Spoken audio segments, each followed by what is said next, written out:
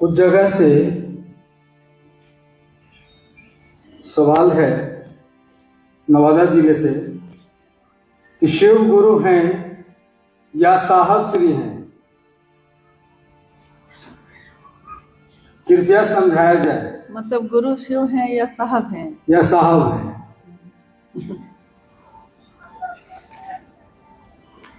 जिस धरती पे हम लोग बैठे हैं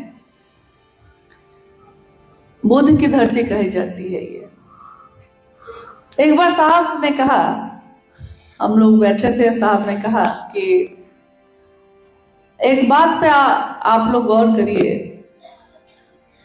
कि बुद्ध आए और उन्होंने मूर्ति पूजा का विरोध किया। मतलब लोगों के बीच कहा कि मूर्ति की पूजा नहीं होनी चाहिए। जब वो शरीर से चले गए तो सबसे ज्यादा मूर्ति किसकी मिलती है? सबसे ज्यादा मूर्ति बुद्ध की ही बिकने लगी। सच्ची बात है कि नहीं ये? जबकि बुद्ध ने मूर्ति पूजा को नहीं माना था, नहीं स्वीकार किया, लेकिन सबसे ज्यादा मूर्ति उन्हीं की बिकने लगी।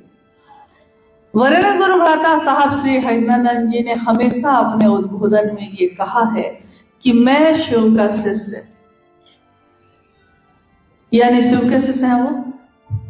और शिव के शिष्य का दर्जा आपने कम कैसे सोच लिया कि उसके लिए उनको गुरु बनाने की जरूरत पड़ रही है? क्योंकि शिष्य तो गुरु से अलग होता ही नहीं है, वो तो अपने गुरु के अनुसार चलता है। उन्होंने कहा कि शिष्य कौन होता है? जो गुरु के आदेश के अनुसार चलता है। वो बूंद होता है लेकिन समुद्र में मिलता है, अपना अस्तित्व भूलकर। तो एक शिव के शिष्य के बारे में अगर हम लोग ये कहेंगे कि गुरु वो है कि शिव है, तो हम ऐसा ही करेंगे कि जो साहब को पसंद हो वो बात कहेंगे ना। उन्होंने कहा कि भाई रक्षाबंधन का अगर मौका है, आपकी बहन को आप बहुत प्रेम करते हैं, बहन को लाल रंग पसंद है, आपको हरा रंग पसंद है, तो आप खरीदने वाले हैं बहन के लिए, तो आप कौन सा रंग खरीदिएगा? कौन सा खरीदेंगे? लाल। क्यों? क्योंकि बहन को देना है ना, बहन के लिए करना है। तो बहन के लिए करना है तो उसकी पसंद के अनुसार न करिएगा। शिव की शिष्यता में साहब ने क्या कहा? उन्होंने तो कहा कि गुरु शिव को बनाओ। हाँ, अब अपनी अपनी अपनी अनुभूति हम लोगों की अलग अलग हो सकती है, लेकिन उन्होंने कहा कि आपकी जो अनुभूति है उसको अपने तक रखिए, दुनिया में वो कहिए जो मैं कहता हूं। मुझको आप जो समझते हैं समझिए, लेकिन लोगों को वही कहिएगा जो मैं कहता हूं। एक घटना है छोटी सी। उस समय साहब कठर मोड़ में रहते थे और चर्चा स्थल से लौट के आए थे। तब तक कोई गुरु भाई आया, मंडल सर वहां बैठे थे। नीचे कोई आया, बाद में देर से आया। साहब ने कहा, किसी ने फोन किया मंडल सर पे, साहब से मिलना चाहते हैं, कैसे भी मिलवा दीजिए। तो मंडल सर ने कहा कि थोड़ी देर बाद फिर से फोन करिएगा। उन्होंने साहब से कहा तो साहब तो मन के मौज में रहते थे। तो उन्होंने कहा कि कह दो कि मैं नहीं हूं। उन्होंने कहा कि कह दीजिए कि मैं नहीं हूं। फिर फोन आया, लेकिन वो फिर से निवेदन करने लगा। तो इन्होंने क्या किया, मंडल सर ने, उन्होंने कहा कि साहब नहीं है। तो उसने कहा कि कहाँ है तो लास्ट में गुस्सा के उन्होंने कहा कि है यहीं, लेकिन कह रहे हैं ना हम आपको कि वो नहीं मिलेंगे, वो है रांची में, नहीं मिलेंगे। फोन रखने के बाद साहब उन पे इतने नाराज हुए। उन्होंने कहा कि मैंने क्या कहा आपको कि कह दो कि मैं नहीं हूं। आपको क्या कहना था? कि मैं नहीं हूं। लेकिन आपको तो क्षेत्र में आदमी बनाना था ना। आप मेरे नहीं बन सके, आप क्षेत्र में आदमी बनाने लगे। तो आपको जो लोगों ने कहा तो वो आप मेरी बात को नहीं दोहरा सके। कुछ दिन तक नाराज रहे, और जब नाराज रहे खाना ही छोड़ देते थे। सबसे पहले भोजन छूटता था। तो कितनी बार ऐसी घटनाएं हुई। ये घटनाएं हम लोगों को सोचने पे विवश करती हैं कि जो उन्होंने चाहा है हमको आपको वो करना है, जो उन्होंने कहा है हमको आपको वो बोलना है। हाँ, उनको छोड़ के भी नहीं चल सकिएगा, ये भी बात तय है। उनको छोड़ के तो नहीं चल सकिएगा, क्योंकि शिव के गुरु स्वरूप की बात इस विश्व में जब जब होगी, साहब की बात तो होगी ही होगी। लाख आप मिटाना चाहिए, अब ये मिट नहीं सकेगा। छाप तिलक सब छीने, छाप तिलक सब छीन गया। किस कारण से? तो से नैना मिला के। उन्होंने ऐसा नैना मिलवाया महादेव से कि महादेव भी नहीं छूट सकते हैं और महादेव से जोड़ने वाले भी नहीं छूट सकते हैं। हालांकि वो हमेशा कहते रहे यही बात कि मुझसे क्यों जुड़ते हैं, मुझसे मिलने क्यों आते हैं। एक बार उन्होंने कहा कि मैं अगुआ हूं, अगुआ का काम क्या होता है? अगुआ का काम होता है लड़की पक्ष को और लड़का पक्ष को मिलवा देना। फिर अपना आप लोग जानिए, मैंने गुरु शिव है और आप शिव के शिष्य बन सकते हैं, आप दोनों को मिलवा दिया है। अब मैं कहाँ हूं, अब आप लोग जानिए। तो मैंने उस समय उनको कहा, सारे लोग हम लोग बैठे थे वहां, कि बात तो आपने सही कही है कि अगुआ का काम होता है दो सत्ताओं को मिलवा देना। शादी सफल हो गई तब तो अगुआ को कोई नहीं खोजता है, लेकिन अगर शादी सफल नहीं हुई तब दोनों पक्ष अगुए को खोजता है दोनों, छोड़ता नहीं है उसको। तो वही साहब की बात है, सफल हो जाए या असफल हो जाए, जो भी मिले, ये जुस्तजू तो है, इस जुस्तजू में ये कारवां तो है। हम सब इस दुनिया के रहने वाले तो हैं, जो हम रहते तो हैं। इसलिए साहब ने जो कहा है उस बात को करने की कोशिश कीजिए। उनकी खुशी जिसमें है वो करिए। उनकी खुशी है कि आप शिव का नाम लीजिए, लेकिन उसके साथ साथ ये किसने कह दिया कि साहब का नाम मत लीजिएगा? क्योंकि अगर ये शिव गुरु का मंच है, अगर ये शिव गुरु की शिष्टता की बात है, तो इसमें साहब दीदी का जिक्र अगर नहीं होगा तो ये कुछ वैसा ही हो जाएगा कि फूल तो खिले हैं, सुगंध ही नहीं है। हालांकि साहब के जीवन में ऐसा बहुत बार हुआ कि कांटे ही कांटे मिले उनके जीवन में। उन्होंने लिखा भी है और कहा भी है कि ये जीवन मुझको कांटे ही देती रही, लेकिन हम लोगों को याद रखना चाहिए कि कांटों पे चढ़ के ही फूलों का राजा गुलाब खिलता है। कांटों पे चढ़ के ही तो खिलता है वो। दुनिया फूलों की सुगंध को देखती है, फूलों की सुंदरता को देखती है, कांटों के तरफ तो कोई देखता भी नहीं।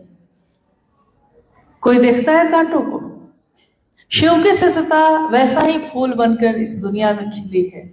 उसकी सुगंध से सारे लोग सुंदर सुगंध से सुवासित होते हैं, प्रभावित होते हैं।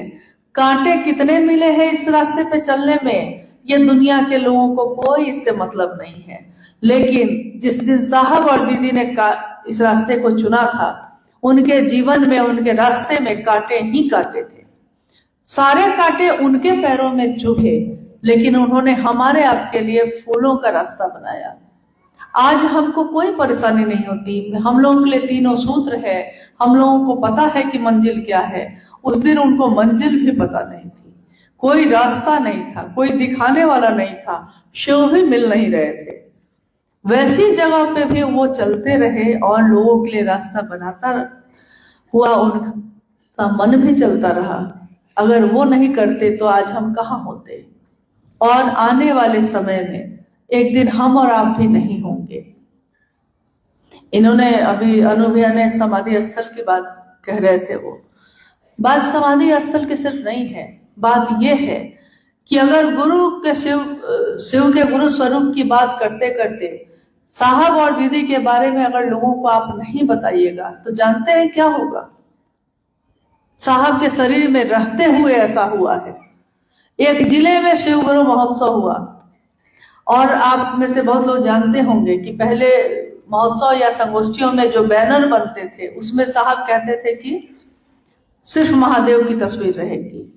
लोग कहते थे कि साहब और दीदी की तस्वीर भी हम रखना चाहते हैं, लेकिन साहब इस पे कभी तैयार नहीं होते थे कि नहीं सिर्फ महादेव की तस्वीर रहेगी, मेरी क्यों रहेगी।